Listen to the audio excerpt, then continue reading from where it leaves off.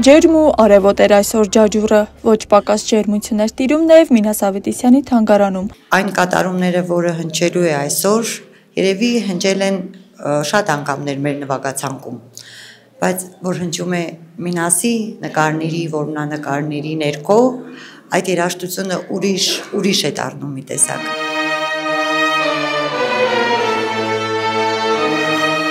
Մշակութային ոգով սիմֆոնիկ երաժշտությամբ ու երկար սպասումից հետո Ջաջուրում հանդիսավորությամբ բացվեց վերանորոգված Մինաս Ավետիսյանի թանգարանը, որտեղ տիրում էր վարպետի ստեղծագործական հզոր ոգին։ Թանգարանը ոչ միայն նոր կյանք ստացավ, այլև համալրվեց Մինասի երկու ստեղծագործություններով։ Կարողացանք այն ժամանակ, դեռ 88-ին, պահպանել որմնանկարները, հետո տարիներ անց հայ-իտալական ծրագիր տեղի ունեցավ եւ որմնանկարները տեղափոխվեցին։ Եվ այն ժամանակ առաջնային խնդիր էր ուղղակի փրկել նրանց։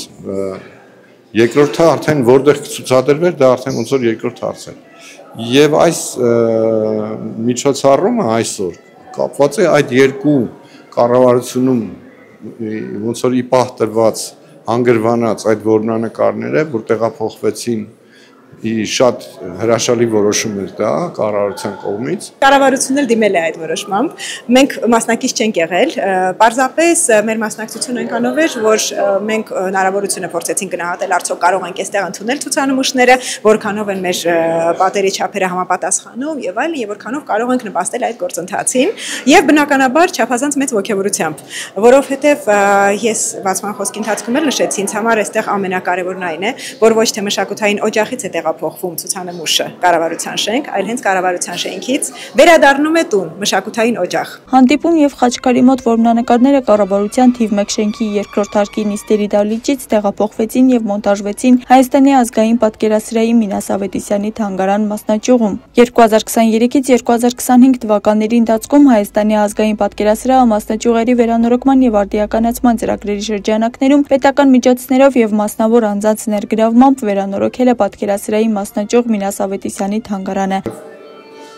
Այսօր թանգարանը այսպես լիաթոք է եւ կայացած է, այսպես ասեմ։ Այո, իհարկե, երկար ժամանակ պահանջվեց, որ